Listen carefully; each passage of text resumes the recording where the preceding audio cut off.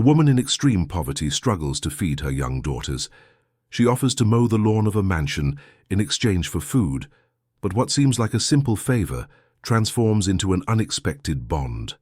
The owner of the mansion, a lonely and reserved man, will see his life transformed by this gesture. If this story interested you, don't forget to subscribe to our channel and tell us what city you are watching us from. We continue. I promise this will be the best story you will hear in your life. The Atlanta sun beat down hard that March afternoon, and Danielle felt every drop of sweat trickle down her face as she walked through the tree-lined streets of the Buckhead neighborhood. Her feet ached inside her old, worn-out sneakers, and the weight of the two little girls in her arms seemed to increase with every block. Sophia and Helen, her 5-year-old twin daughters, were too quiet, a silence that only hungry children know. That silence that comes not from peace, but from exhaustion and premature resignation. Danielle wasn't from Atlanta. She had come from a small town in rural Georgia, full of dreams and hopes, believing she would find opportunities in the capital. But life in the big city had proven to be much crueler than she had imagined. The girl's father, Ryan, had disappeared when he found out about the pregnancy. He simply vanished, leaving only a message saying he wasn't ready to be a father. Danielle was only 23 at the time, pregnant with twins, alone in a city where she barely knew anyone. The first few years were a constant struggle. She worked every job she could find, cleaning, sales, working at diners, but taking care of 2 babies alone was expensive, very expensive. The rent for the small room where she lived consumed almost her entire salary, and when the girls got sick, she had to miss work. She was fired 3 times for it. The last time, 2 months ago, was the final straw. The rent money ran out, and the landlady, a woman with no patience, put her few belongings out on the street. Since then, Danielle and the twins had been living on the streets, sleeping in parks, sometimes managing to find temporary shelter in a charity institution. But Danielle had a wounded pride that kept her from simply begging. She wanted to work, to earn her bread with dignity. Every day she woke up early and looked for work, offering her services in exchange for food or a few dollars. But doors closed when they saw the 2 little girls clinging to her legs. No one wanted to hire a single mother with small children. On that particular day, after another morning of rejections, Danielle had decided to try the city's wealthier neighborhoods. Maybe there, where people had more resources, someone might give her a chance. That's how she ended up in Buckhead, a neighborhood known for its luxurious mansions and clean streets. Each house was bigger than the last, with well-kept gardens and high walls. Danielle felt small there, as if she didn't belong in that world. She was about to give up when she saw the house. It was different from the others, though just as large. There was something abandoned about it, as if life had stopped there a long time ago. The garden was overgrown, with tall weeds covering what should have been a beautiful lawn. The walls were high, but the iron gate had small gaps through which one could see the house. It was an old 2-story building with large windows and a spacious porch, but there was something melancholic about it, a sadness that seemed to emanate from the walls. Danielle took a deep breath. The girls were so heavy in her arms that she could barely carry them anymore. Sophia started to whimper softly, saying she was hungry. Helen just looked at her with those big, dark eyes, too quiet for a 5-year-old. That gaze broke Danielle's heart every day. She rang the doorbell. The sound echoed from the other side of the wall, and for a moment, Danielle thought no one would answer. She was about to leave when she heard footsteps, slow, heavy steps, from someone in no hurry or who didn't want to be disturbed. The door opened and a man appeared. Julian was 38, but he looked older. Not because of his physical appearance, but because of the weight he carried in his eyes. He was tall, with broad shoulders, slightly messy dark hair, and a few days' worth of stubble. He wore a simple t-shirt and sweatpants, the clothes of someone not expecting visitors. His brown eyes had the empty color of someone who had long given up on expecting anything from life. He looked at Danielle and the girls with an expression that mixed surprise and irritation. He wasn't used to receiving anyone. He had lived alone in that big house for years, avoiding any kind of social contact as much as possible. His routine was simple and predictable. He woke up, had coffee, read the newspaper, worked from home on technical text translations, and spent the rest of the day among books and silence. It was an empty life, but it was the one he had chosen. Danielle tried to smile, but her face was so tired it was more of a grimace. She cleared her throat before speaking, trying to sound more confident than she really was. "Good afternoon, sir. I'm sorry to bother you. I saw that your garden could use a hand and I wanted to offer my services. I can mow the lawn, pull the weeds, make everything look nice. It doesn't have to be money, it can be food. Anything will do." Julian looked her up and down. He could see she was in a difficult situation. Her clothes, though clean, were worn. The girls in her arms looked exhausted. There was something desperate in her eyes, but also a wounded dignity he recognized. This wasn't someone begging for a handout. This was someone offering work in exchange for sustenance. He should have said no. He should have closed the door and returned to his solitary routine. But something about the scene bothered him in a way he couldn't explain. Maybe it was the look in the children's eyes. Maybe it was the woman's determination, even though she was clearly at the end of her rope. Or maybe it was just the weight of his own loneliness, which at that moment felt more suffocating than usual. "All right," he said, his voice hoarse from disuse. "The lawnmower is in the side garage. The key is in the lock. You can use it." Danielle felt a wave of relief so great she almost collapsed right there. "Thank you so much, sir, thank you. I promise I'll do a good job." Julian just nodded and went back inside, closing the door behind him. He didn't want to get involved. He didn't want to talk. He just wanted this to be over quickly so he could return to his peace. Danielle set the girls down in the shade of a tree near the gate. She gave them a small water bottle she always carried in her worn-out bag and made them promise to stay quiet. The girls nodded, too obedient for such young children. The side garage was unlocked, as Julian had said. The lawnmower was old, one of those manual push mowers, heavy and rusty. Danielle sighed. It wouldn't be easy, but she had been through worse. She started pushing the machine across the lawn, feeling every muscle in her body protest. The sun was at its peak now, burning without mercy. The weeds were tall, difficult to cut. With every pass, Danielle felt her strength wane, but she couldn't stop. This was her chance to get food for her girls. She couldn't waste it. Inside the house, Julian tried to get back to work. There was an English text waiting to be translated, a technical manual on civil engineering, but he couldn't concentrate. He got up and went to the living room window, from where he could see the front yard. The woman was there, pushing the old mower with difficulty. He could see she was at her limit, but she didn't stop. The two little girls remained seated in the shade, quietly watching their mother work. Julian felt a tightness in his chest he hadn't felt in years. He tried to ignore it, went back to his computer, but the image of that woman working under the hot sun wouldn't leave his mind. He stood up again and went to the kitchen. He opened the refrigerator and saw he had a few things: bread, cheese, ham, juice, fruit. He did his grocery shopping online and always had leftover food because he ate so little. He made some sandwiches, put fruit in a bowl and filled glasses with orange juice. He put everything on a tray and went out the front door. Danielle was focused on her work and didn't see him approach. The girls, however, saw him, and their eyes widened at the sight of the food. "Ma'am," he called, and Danielle turned, startled.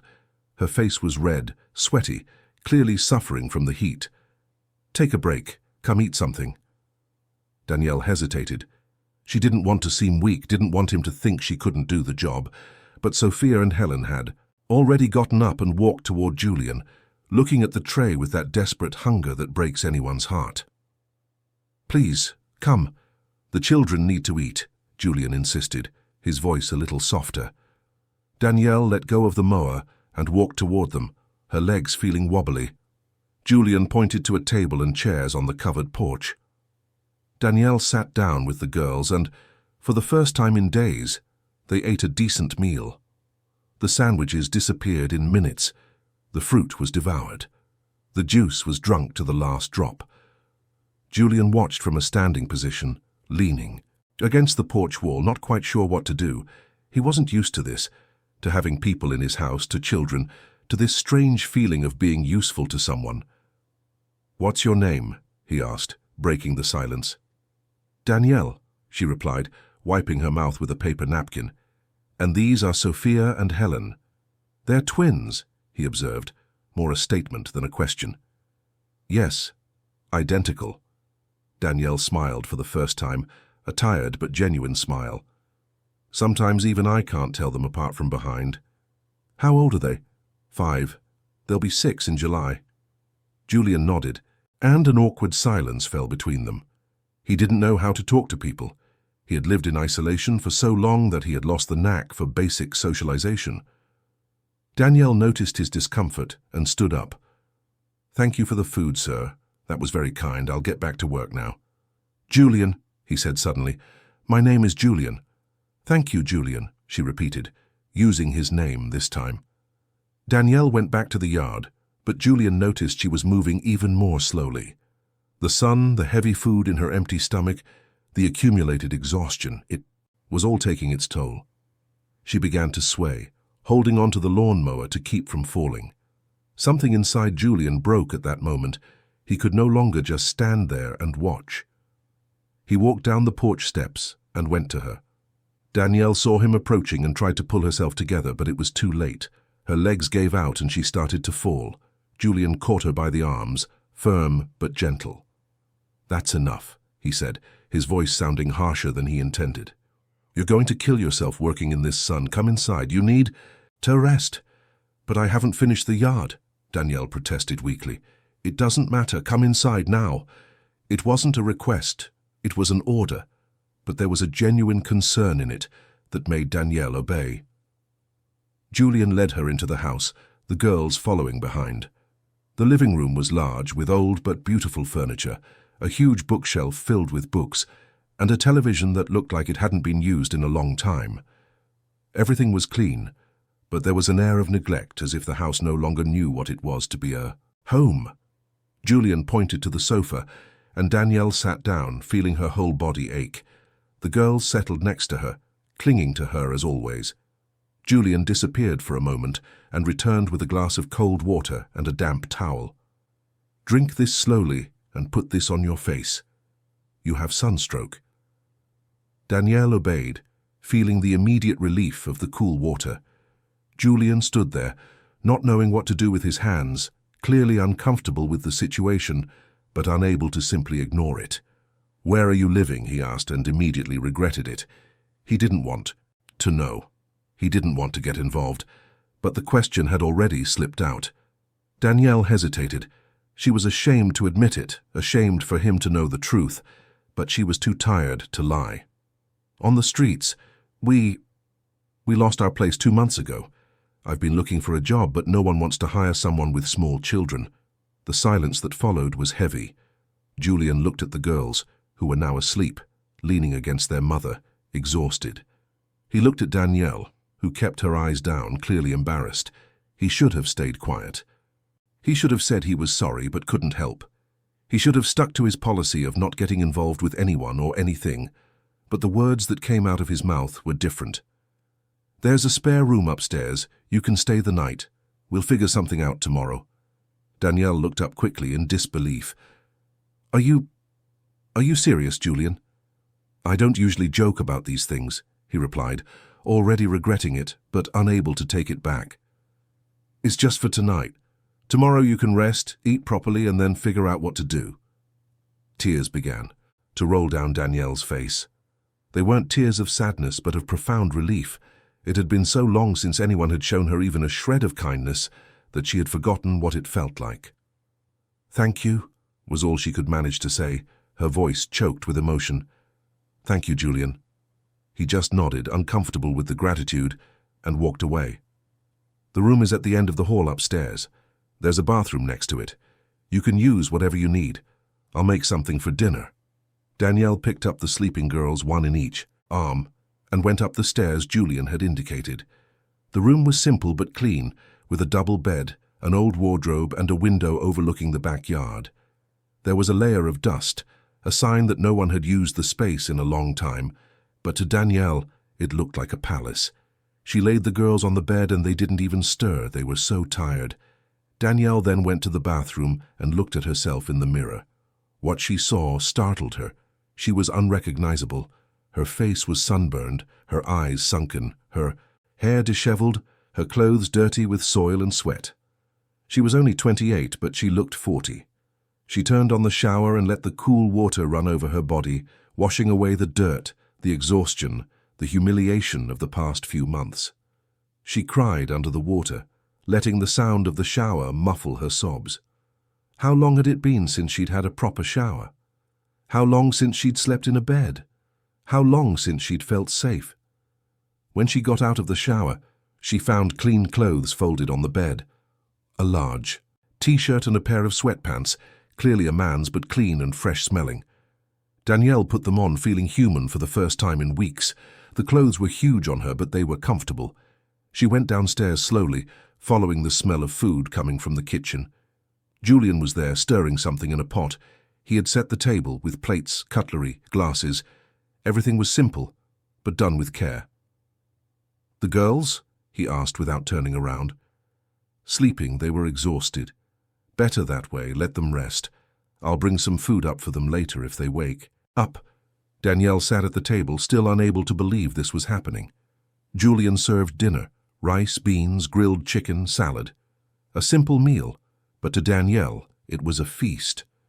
They ate in silence. Julian wasn't one for conversation, and Danielle was too tired to try. But it was a comfortable silence, not an awkward one. After dinner, Julian cleared the plates and washed the dishes. Danielle tried to help, but he gestured for her to stay seated. "You worked hard today. Rest." When he finished, he turned to her. "The room is yours for tonight. We'll talk about what you're going to do tomorrow." "Why are you doing this?" Danielle asked suddenly. The question surprised her as much as it did him, but she needed to know. Julian stood still for a moment, thinking about the answer. Why was he doing this? He didn't know himself. Maybe it was because he recognized something of himself in her. The loneliness, the desperation, the feeling of being adrift in a world that doesn't care. Or maybe it was simply because for the first time in years he felt useful to someone. "I don't know," he answered honestly, "but you and your daughters need help. And I have plenty of space, that's all." It wasn't all, and they both knew it. But for now, that answer was enough. Danielle went up to the room, where the girls were still sleeping soundly. She lay down beside them on the soft bed, feeling her body sink into the comfortable mattress. For the first time in months, she closed her eyes without fear of what tomorrow would bring. She didn't know how long this would last. She didn't know if Julian would change his mind in the morning. But tonight she and her daughters were safe, fed, and sheltered. And for now, that was all she needed. Danielle woke with a start, disoriented for a moment. Sunlight streamed through the window, illuminating the unfamiliar room.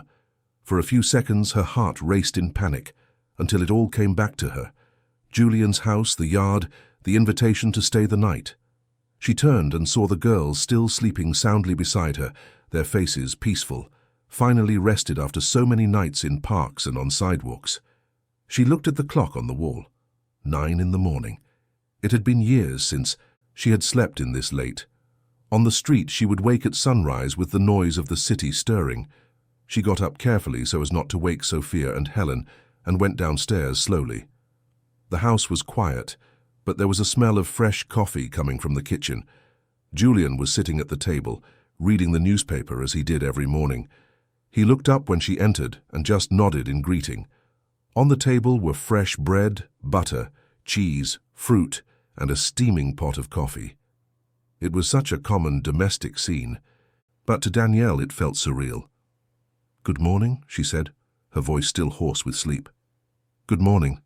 Coffee?" he offered, already reaching for a cup. "Please." They sat in silence. Julian returned to his paper, and Danielle ate slowly, still feeling the strange sensation of being there. After a few minutes, he folded the newspaper and looked at her directly. "About last night. The offer was for one night, but—" He hesitated, as if the words were difficult to get out. "You can stay longer, a few days until you can get back on your feet." Danielle almost dropped her cup. "Are you serious? The house is big, it's just me here, there's plenty of room," he replied, avoiding her gaze. "But there are conditions. You help keep the house clean and organized, cook, clean, that sort of thing. In return, you have a roof and food. It's a fair deal."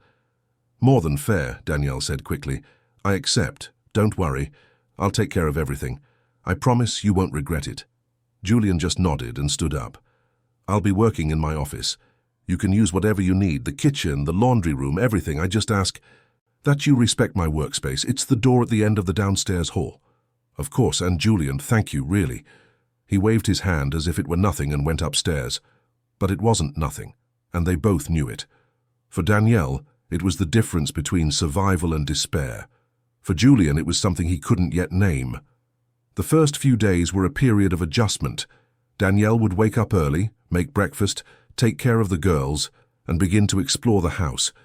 It was enormous, with 3 bedrooms, 2 bathrooms, a large living room, a spacious kitchen, a full utility room, and even a library on the 2nd floor. But everything was covered in a subtle layer of neglect. It wasn't exactly dirty, but it lacked life, care, attention. Julian had been living there for 6 years, since he inherited the house from a distant uncle who had no children. Before that, he lived in a small apartment downtown. The house had been a financial gift, but also an emotional prison. It was too big for one person, full of empty rooms that echoed his loneliness. Danielle started slowly. She deep-cleaned the kitchen, organized the cabinets, threw out expired food Julian didn't even know he had. She washed the living room curtains, which hadn't been touched in years. She vacuumed the rugs, cleaned the windows, letting the sunlight truly enter for the first time in a long time. Each day she chose a room to take care of, gradually transforming the space. Sophia and Helen slowly began to lose that frightened air of children who had lived in insecurity for so long. They started to explore the house, to play in the backyard, to laugh louder. Julian would watch them from a distance, from his office window, and those childish sounds brought a strangeness to the house that had been silent for so long. One morning, Danielle woke up determined to tackle the yard she had started and not finished. The day was cool, perfect for working outside. While the girls played with old dolls Danielle had fashioned from rags and string, she took the lawnmower and got back to work. This time, however, she was fed, rested, strong. The work flowed better, and in a few hours the front yard was transformed. The tall weeds gave way to an uneven but clean lawn. The flowers that had been choked by the weeds reappeared. Even the house seemed different, more welcoming. Julian saw the transformation from his window. Something in his chest tightened, a strange sensation he couldn't identify. It was as if the house was waking from a long slumber, and he didn't know if that was a good or a frightening thing. In the afternoon, when he went into the kitchen to get some water, he found a scene that froze him in the doorway.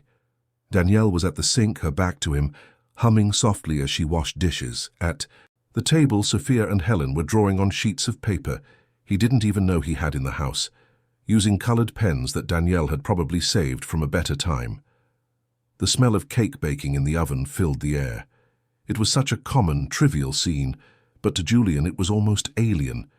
He didn't know his house could look like this. Alive. "I made a simple cake," Danielle said without turning, as if she sensed his presence. "I thought you might like some with coffee."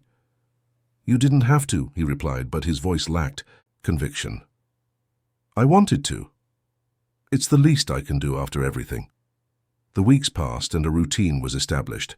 Danielle would wake before Julian, make coffee, wake the girls. They would have breakfast together, mostly in silence, but a silence that was becoming less uncomfortable. Julian would go up to his office to work. Danielle would take care of the house and the girls. At lunch, she would prepare simple but tasty meals, and he would come down to eat. In the afternoon, more work for him, more housekeeping for her. At night, they would have dinner together, and then each would retreat to their own space. But something was changing. Julian could feel it. The house was no longer that empty, silent space. There was life there now. The sound of the girls playing, the soft music Danielle put on while she cleaned, the smell of home-cooked food, the flowers she bought with the little money she had saved to decorate the table. Small things, but they transformed everything. One night, Julian went downstairs for water and found Danielle in the living room, sitting on the sofa, looking out the window. The girls were already asleep. She seemed lost in thought, a melancholic expression on her face that he recognized well. It was the same expression he saw in the mirror every day. "Can't sleep?" he asked, and she was startled by his voice. "Oh, Julian, I didn't hear you come down. Sorry, I didn't mean to disturb you." "You're not disturbing me. The house is yours now, too." The words came out before he could think, and they both were surprised. Danielle smiled slightly. "Thank you for saying that. But we both know it's temporary. I don't want to abuse your generosity." Julian sat in the opposite armchair, holding his glass of water. "Where would you go? Have you thought about it?" "Every day. I've been looking for jobs online, sending out resumes, but—" She sighed. "No one replies. And even if they did, I'd have to find someone to watch the girls while I work, and that's expensive." "And your family? The girl's father?" Danielle's face immediately clouded over. "I don't have anyone. My parents are gone. I don't have any siblings. And their father, he's not in our lives."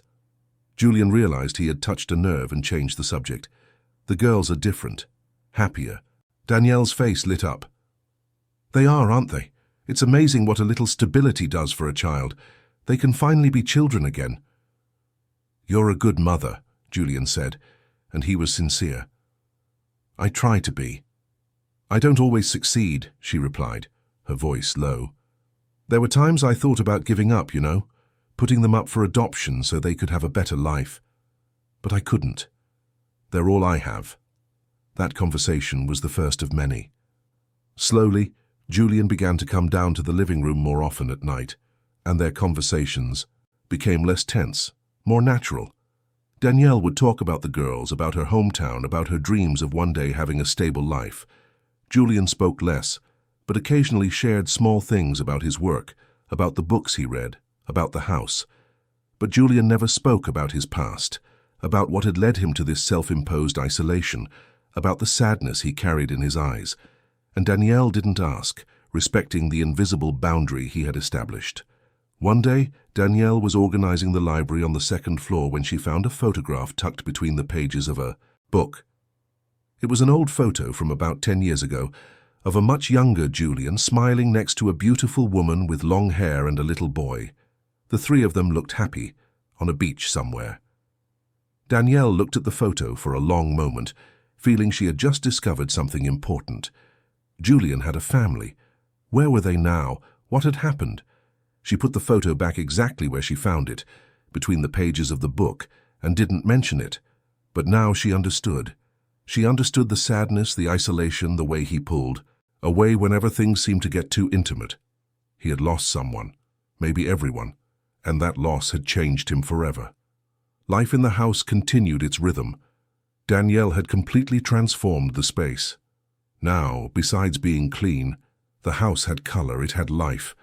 She had sewn new curtains with fabric she found on sale, painted some old pots she found in the basement and planted flowers, rearranged the living room furniture to make it cozier.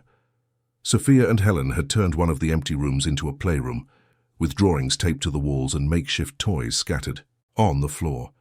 Julian watched all of this with mixed feelings. On one hand, he liked it. He liked waking up to the smell of fresh coffee, having someone ask how his day was, hearing childish laughter echoing through the halls. On the other hand, he was scared. Scared because all of this was temporary. Scared because he was getting used to it. Scared because for the first time in 6 years, he didn't feel completely alone. And this fear grew. The more the days passed, the more Julian realized he was getting attached. Attached to the girls who greeted him every morning with shy smiles. Attached to the way Danielle always left his coffee at the perfect temperature. Attached to the small gestures of care, like when she washed his clothes along with hers, or when she left a note on the fridge saying dinner was ready for him to heat up. He was getting attached, and it terrified him, because the last time he allowed himself to get attached to someone, the last time he allowed himself to love, he lost everything, and the pain had been so great that he swore he would never go through it again. That's why he had isolated himself. That's why he had chosen to live alone, to never feel that pain again. But now, 6 years later, here he was, starting to feel again, starting to care, starting to be afraid of losing. One afternoon, returning from a quick trip to the market, Julian found Danielle in the garden with the girls. They were planting flowers, their hands dirty with soil, laughing together. The sunlight filtered through the tree branches, illuminating the scene with a golden softness. For a moment, Julian just stood there, watching, and he felt something break inside him. It wasn't pain, it wasn't sadness. It was fear, pure, paralyzing fear. Fear that this scene would become permanent in his mind. Fear that when Danielle and the girls left, because eventually they would, this house would go back to being what it always was, empty. And now that he knew the difference, now that he knew what it was like to have life here, the emptiness would be unbearable. That night, Julian was colder than usual. He answered Danielle's questions with monosyllables, ate quickly, and went up to his room. Danielle was confused, not understanding what had changed. Everything had been fine in the morning. What had happened? In the following days, Julian began to withdraw. He spent more time locked in his office, skipped meals saying he was busy, avoided eye contact. Danielle felt the change and didn't know what to do. She tried to talk to him a few times, but he always brushed her off or changed the subject. The girls noticed too. "Mommy, is Uncle Julian mad at us?" Sophia asked one night as Danielle was putting them to bed. "No, sweetie, he's just busy with work," Danielle lied, kissing her daughter's forehead. But she knew it wasn't true. Something had changed, and she didn't know what. She began to wonder if she had done something wrong, if she had crossed some line without realizing it. The insecurity she always carried came back with full force.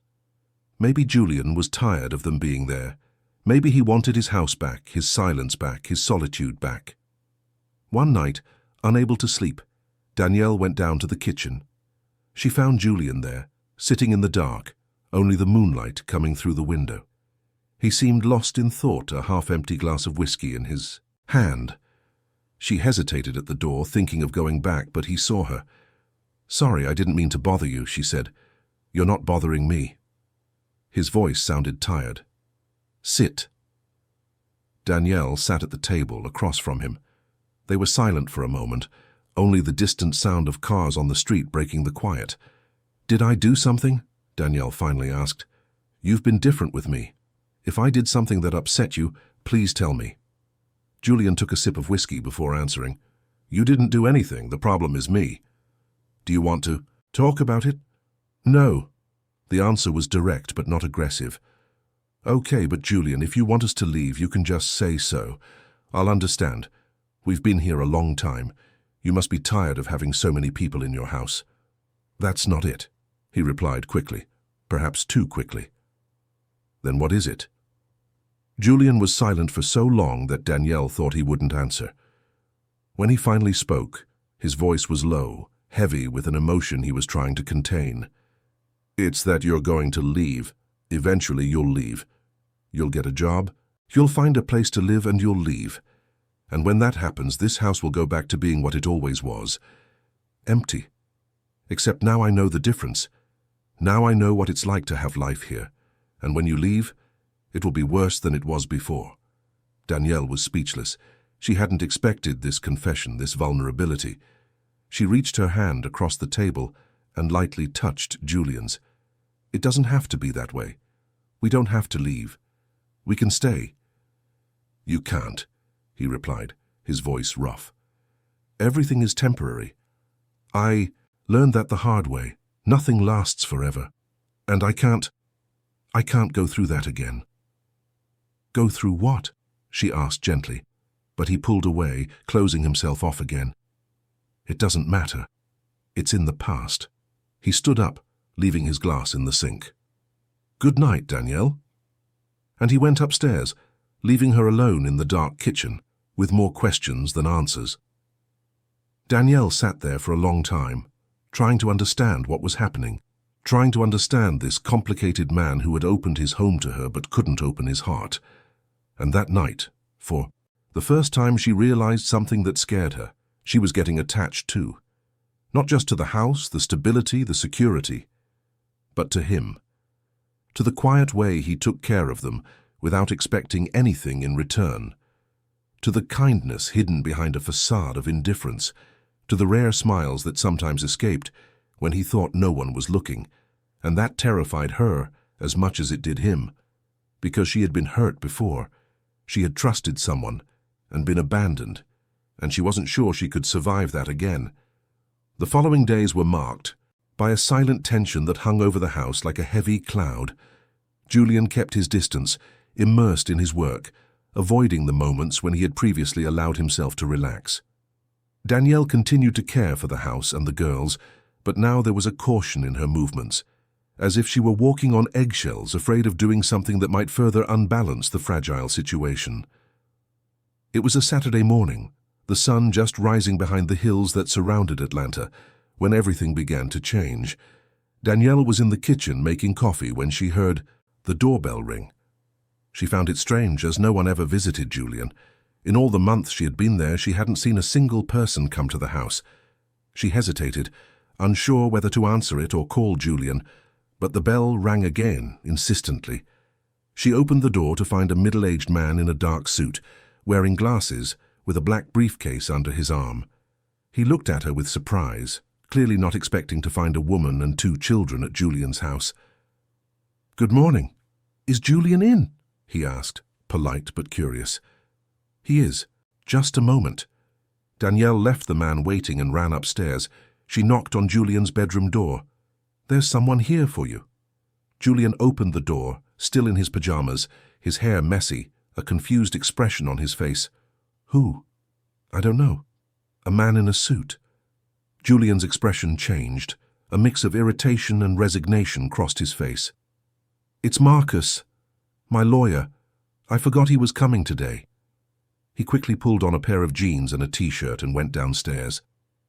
Danielle returned to the kitchen, but she couldn't help but overhear parts of the conversation coming. From the living room, the lawyer was talking about documents, pending signatures, decisions that needed to be made.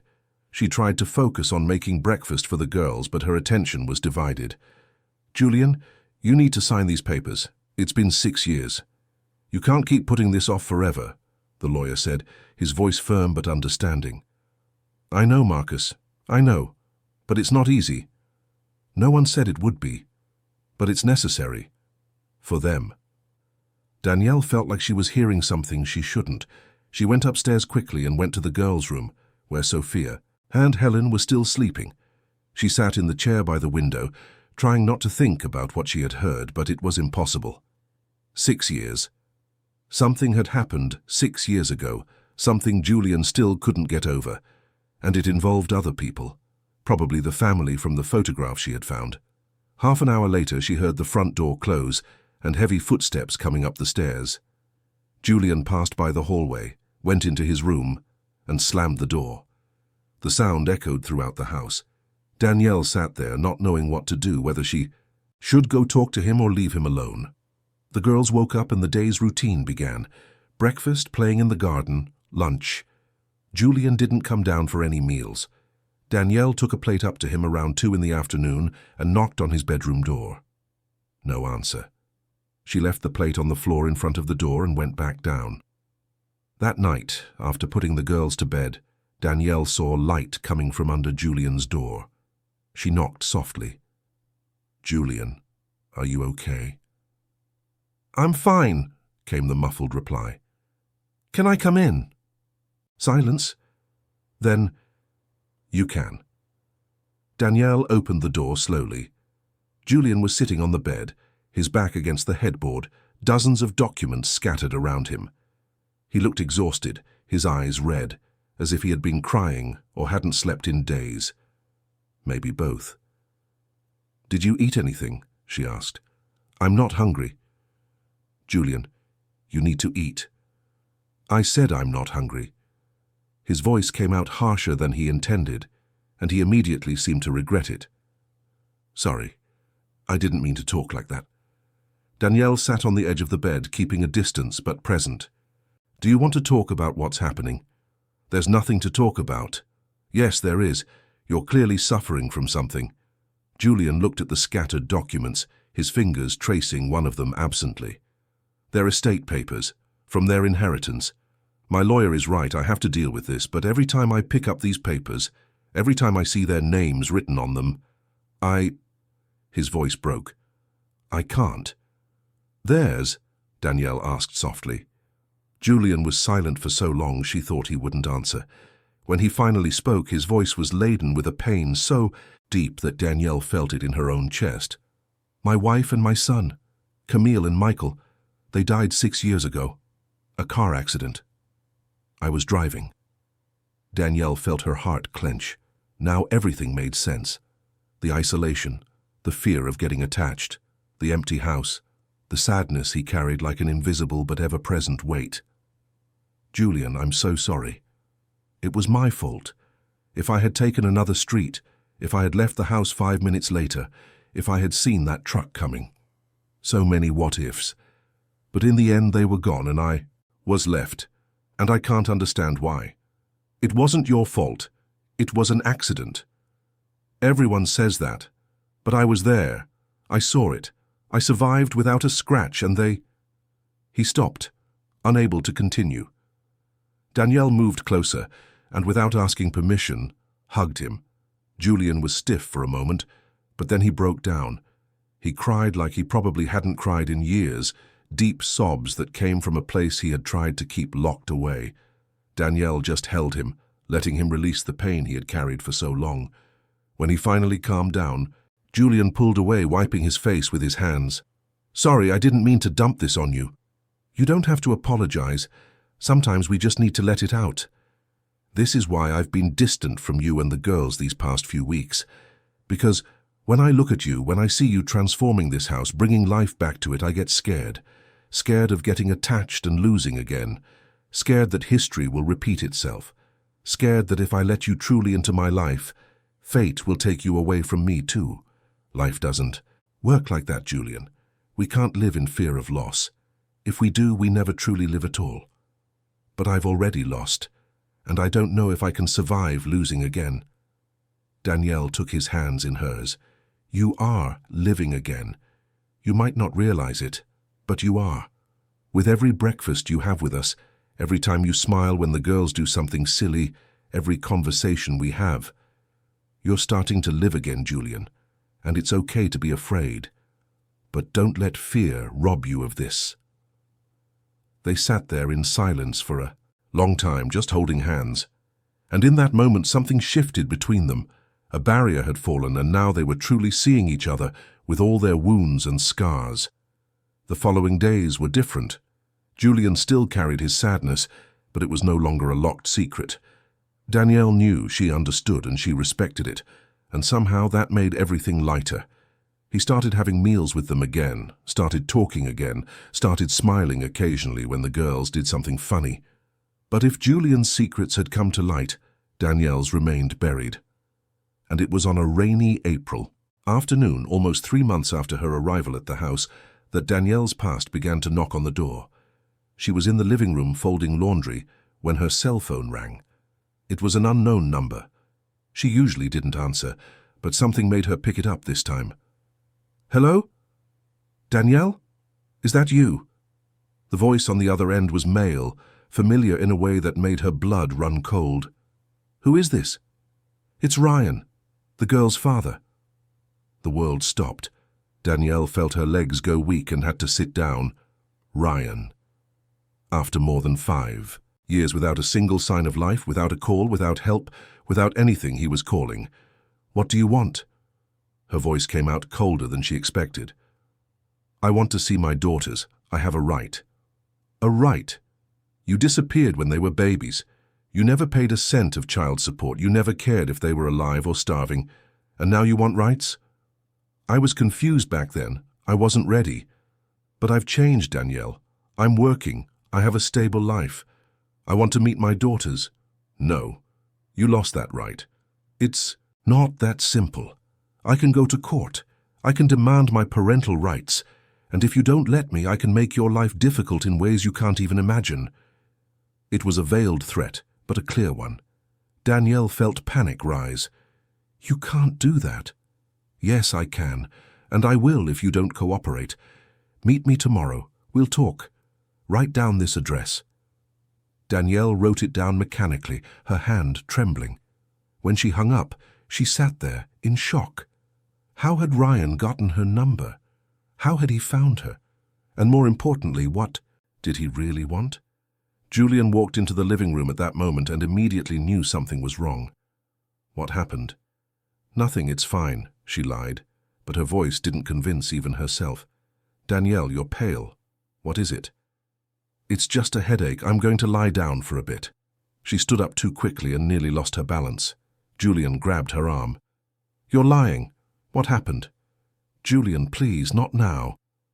There was a desperate tone in her voice he didn't recognize. He let her go but continued to look at her with concern. Danielle ran upstairs, went into her room and closed the door. She sat on the bed, her phone still in her hand, and began to cry silently. After so long rebuilding her life, finding a safe harbor, Ryan had shown up to destroy it all again. At dinner, Danielle was quiet, lost in thought. The girls noticed and grew restless. Julian noticed too, but said nothing, respecting her space as she had respected his. After the girls were asleep, Danielle went downstairs and found Julian in the living room. She needed to talk to someone. She needed to tell him she couldn't carry this alone anymore. Julian, I need to tell you something. He turned off the television and turned to her, attentive. I'm listening. The girl's father called me today. After more than 5 years of no contact, he's shown up wanting to see his daughters. And he said if I don't let him, he'll make my life difficult. I think he's going to go for custody. Julian frowned. Does he have that right, after abandoning you? Technically, yes. He's on their birth certificates as the father. He never officially lost his parental rights. If he files a lawsuit, he could at least get visitation. And if he can prove he has better means than I do, her voice broke. Julian, I have nothing. I have no house, no job, no money. If we go to court, he could take my daughters from me. He's not going to take your daughters from you. I won't let him. How can you stop him? Julian was silent for a moment, thinking. I don't know yet, but we'll figure it out. Are you meeting him tomorrow? He wants me to. He set it up at a cafe downtown. Then I'm going with you. You don't have to. I'm going with you, he repeated more firmly. You're not facing this alone. Danielle felt tears well up in her eyes again. Why are you doing this for me? Julian moved closer and wiped a tear rolling down her cheek with his thumb. Because you're not just a stranger who showed up at my door asking to mow the lawn anymore. Because in 3 months, you and your daughters have become important to me. And because I know what it feels like to be losing everything. I'm not going to let that happen to you. That night, Danielle could barely sleep. She tossed and turned, imagining 1,000 different scenarios for the next day's meeting. What if Ryan really had changed? What if he did have a right to know his daughters? What if she was being selfish by denying him this? But then she remembered all the nights she spent alone, pregnant, scared, with no one. All the days she spent on the streets with 2 babies in her arms, looking for shelter. Every time the girls cried from hunger, and she had nothing to give them. Where was Ryan during all those moments? No, she wasn't being selfish. She was being a mother. In the morning, Danielle put on her best outfit, which wasn't much, but it was clean and ironed. She tied her hair in a bun, put on a little makeup that Julian had bought for her a few weeks ago. She needed to look strong, confident, even if she was falling apart inside. They left the girls with a neighbor Danielle had befriended in recent months, a kind elderly woman who loved children. They took a bus to the city center. The cafe Ryan had chosen was one of those modern places full of young people working on laptops. Danielle saw Ryan immediately. He was sitting at a corner table scrolling on his phone. He had changed. He was older, of course, but also more put together. A suit and tie, a professional haircut, expensive glasses. He looked like someone important, successful. Danielle approached, Julian right behind her. Ryan looked up and frowned when he saw Julian. Who's this? A friend, Danielle replied, sitting down. Julian sat beside her, a silent but comforting presence. Ryan looked from one to the other, clearly annoyed. I thought this would be a private conversation. Anything you have to say to me can be said in front of him, Danielle said firmly. Ryan sighed and adjusted himself in his chair. Fine, let's get straight to the point then. I want to meet my daughters. I know I was an idiot in the past, that I abandoned you. But I've matured, Danielle. I have a good job now, a nice apartment, the means to help. I want to be a part of their lives. Where were you when I needed you? Where were you when they were born premature and spent weeks in the NICU? Where were you when we lost our home and ended up on the streets? Where were you for all their birthdays, all the nights with fevers, all the moments they needed a father? I was wrong, I admit it. But we can't change the past. We can only move forward, and I want to do the right thing now. The right thing would have been to do this 5 years ago. Ryan leaned forward, his voice lowering. Look, I tried to be nice. But if you don't cooperate, I'll go through legal channels. I can file for joint custody, and frankly, looking at your situation, no home, no steady job, I think I have a good chance of getting it, maybe even full custody. Danielle felt her blood run cold. You can't. Yes, I can, and I will, unless we reach an agreement. You let me see the girls regularly, I don't make a scene. Everybody wins. Julian, who had been silent until then, finally spoke. You're blackmailing her. Ryan looked at him with contempt. No, I'm negotiating, and this is none of your business. It is my business. Danielle and the girls live with me, so anything that affects them affects me too. Ryan raised an eyebrow. Live with you? Interesting. And how long has this little arrangement been going on? It's not an arrangement, Julian said coldly. It's a family helping each other. Family, Ryan laughed. You've known her for what, 3 months? And you're already family. Please. The conversation was growing tense, their voices starting to rise. Danielle put her hand on Julian's arm, urging calm. Ryan, I need to think about this. I'm not going to make a decision right now. I need time. You have 1 week. After that, I'm calling a lawyer. Ryan stood up, put some cash on the table for the coffee, and left without looking back. Danielle sat there, feeling as if the floor had disappeared from under her feet. Julian held her hand. We'll figure this out. I promise. But as they headed home, Danielle couldn't stop thinking, what if they couldn't?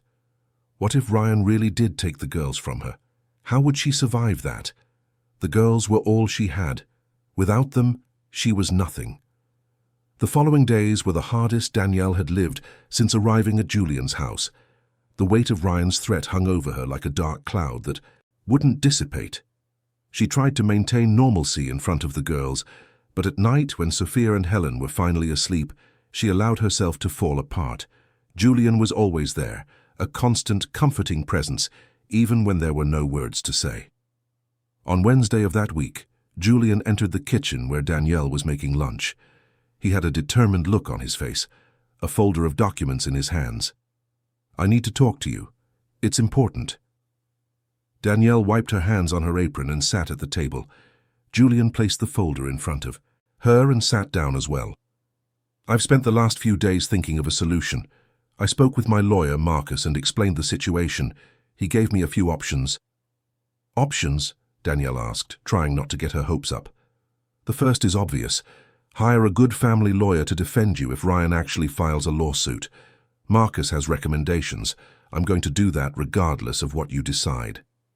Julian, I can't afford. I'm paying. Don't argue with me on this.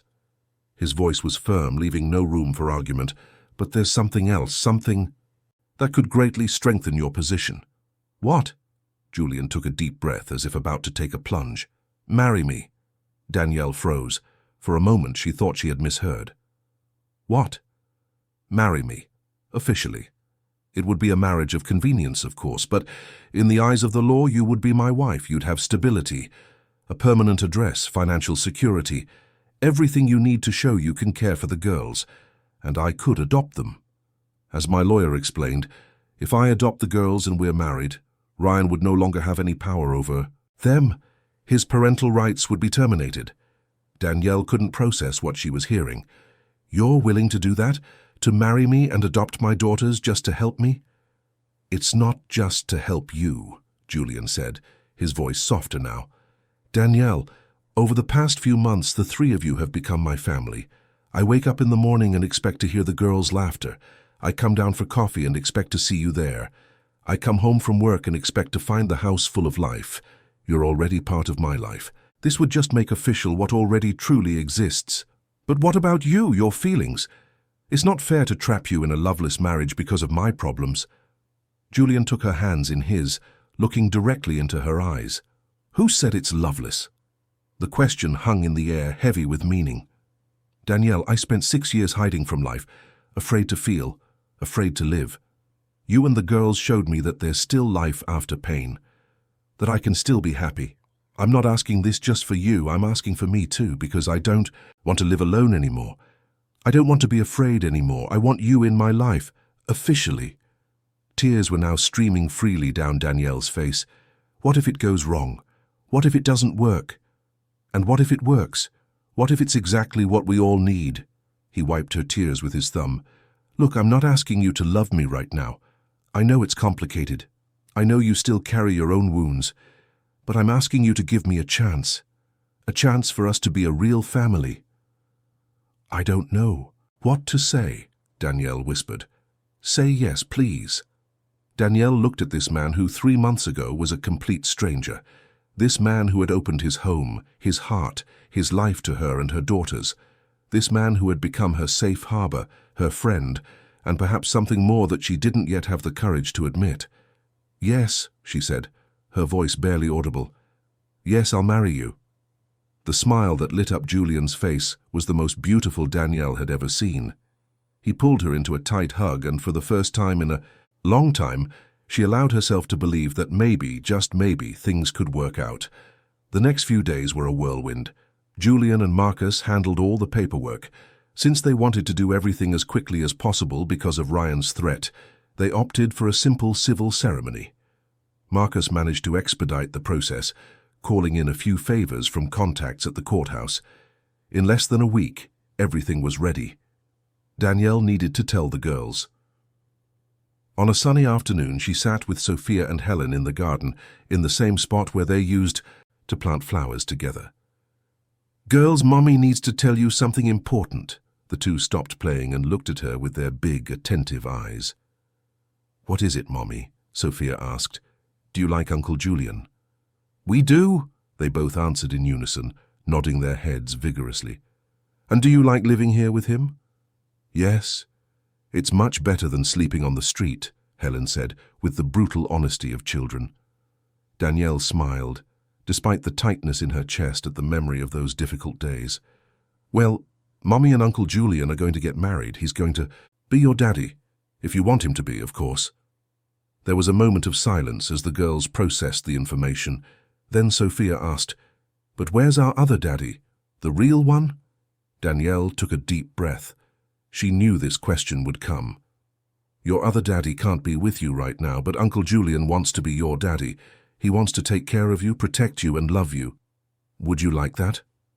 The two looked at each other, that silent communication only twins have. Then Helen asked, If he's our daddy, can we call him Dad? Of course you can, sweetie. Then yes, Sophia exclaimed. We want to. And so, on a Thursday in May, in a simple ceremony at a downtown Atlanta courthouse, Danielle and Julian were married. There were no flowers, no party, no guests other than Marcus and the courthouse clerk as witnesses. But when the official declared them husband and wife, when Julian held Danielle's hands and smiled that shy smile, when Sophia and Helen clapped enthusiastically, Danielle felt that perhaps this was more real than any traditional wedding could ever be. They returned home, which was now officially home, to all of them. Julian had prepared a surprise. He had ordered a cake, bought balloons, and set up a small celebration for the girls. It was nothing extravagant, but it was done with love, and that was all that mattered.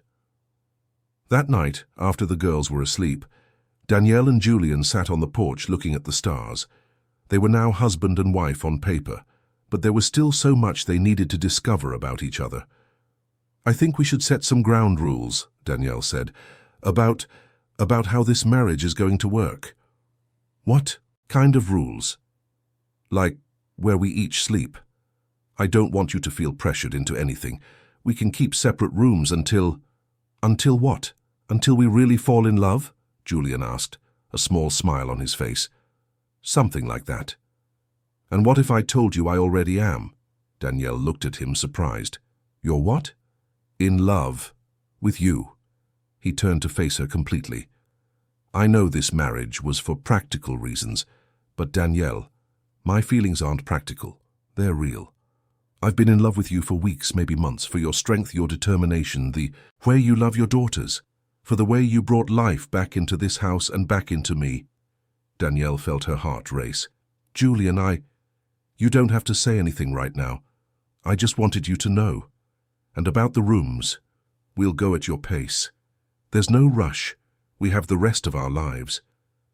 But Danielle realized in that moment that she didn't want to wait, that maybe she had been in love too, for longer than she admitted to herself. And what if I said I am too? In love. With you.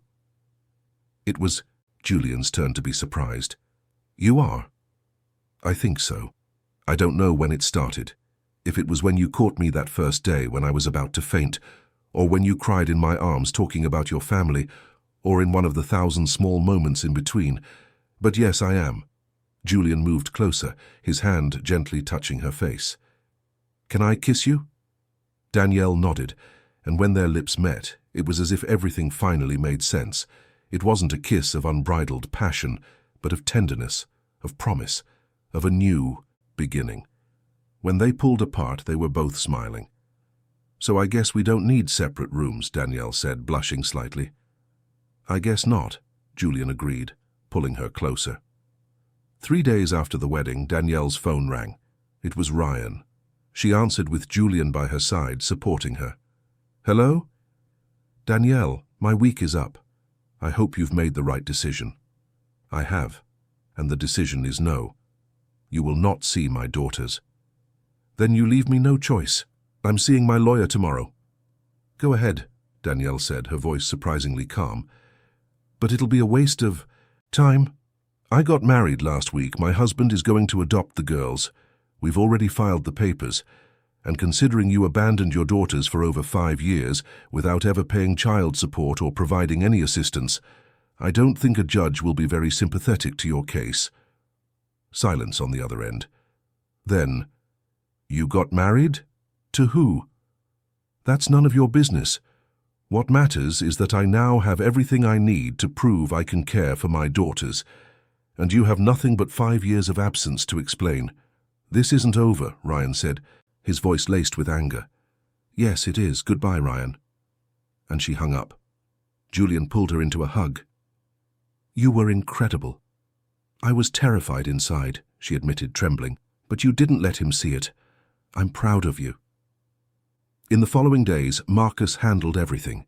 He filed for Julian's adoption, gathered evidence of Ryan's absence, the marriage documents, everything that could strengthen their case. Ryan did try to file a lawsuit, but his lawyer, upon seeing all the documentation and the history of abandonment, advised him to drop it. There was no way to win the case, and he would only waste money and time for nothing. Ryan, realizing he had lost, gave up. It was the last time Danielle ever heard from him. 3 months later, the adoption was approved. Julian was now officially on the girls' documents as their father. On a sunny weekend, they had a small celebration. Marcus came, the neighbor who helped with the girls came too, and a few of Julian's work colleagues whom he had started seeing again after years of isolation. Sophia and Helen were radiant in their new dresses that Danielle had sewn especially for the occasion. They ran around the garden laughing with no memory of the difficult days on the streets. To them, this house had always been their home. Julian had always been their father, and this had always been their family. That night, after everyone had left and the girls were asleep, exhausted from so much play, Danielle and Julian sat on the living room sofa. She was leaning against him, the two of them just enjoying the comfortable silence. You know what's funny? Danielle said. When I got here that March afternoon, all I wanted was food. I never imagined I'd find a family. And I thought I just wanted solitude, Julian replied, kissing the top of her head. I never imagined a woman ringing my doorbell would change everything. Do you regret it? Any of this? Not for a second. And you? Me neither. For the first time in years, I feel like I'm exactly where I'm supposed to be. Julian hugged her tighter. I love you, you know. For real. I love you too. So much. And there, in that house that had been empty for so long but was now full of life, love, and hope. Two wounded souls found, healing in each other. Because sometimes love doesn't arrive with fanfare and fireworks. Sometimes it arrives quietly, disguised as kindness, as a plate of food, as a spare room offered, as small gestures of care that build something greater than either of them could have imagined. Months turned into years.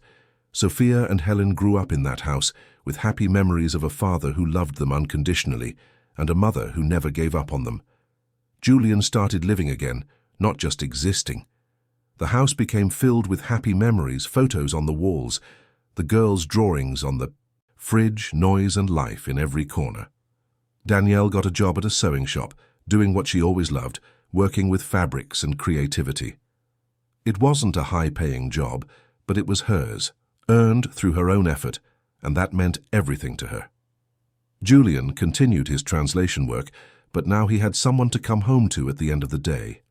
On a Sunday morning, 2 years after that first meeting, the family was gathered in the garden. Julian was teaching the girls how to plant roses, his large hands guiding their small ones in the dirt. Danielle watched from the porch, a cup of coffee in her hand and a smile on her face. "Mommy, come see. Dad said these roses are going to be huge," Helen shouted, excited.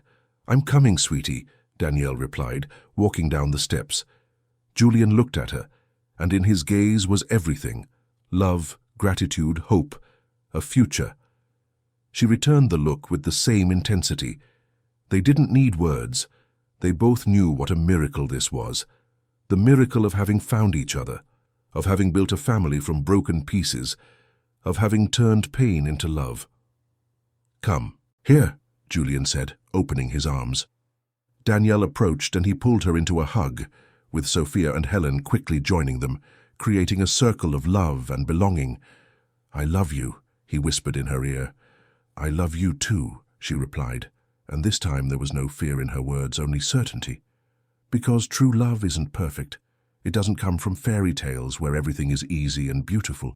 Sometimes it arises from adversity, from suffering, from shared wounds healed together. It arises when two broken people decide to rise up together, when they decide it's stronger to face life as a pair than alone. And on that sunny Atlanta morning, in that garden that was once just weeds and neglect but now bloomed with roses and life, 4 hearts beat in sync, united by bonds stronger than blood: love, choice, and the certainty that no matter what lay ahead, they would face it together. As a family. As it should be.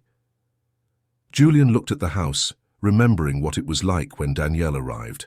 Empty, silent, dead. Now there were colorful curtains in the windows, the girls' bicycles leaning against the porch, flowers in pots everywhere, and most importantly, there was laughter. There was life. There was love. "What are you thinking about?" Danielle asked, following his gaze. "About how one moment can change everything. If I hadn't answered that doorbell that day." "But you did, and I rang it. And here we are." "Here we are," he repeated, smiling. "And there's nowhere else in the world I'd rather be." The girls pulled their parents back to the garden, excited to finish planting the roses.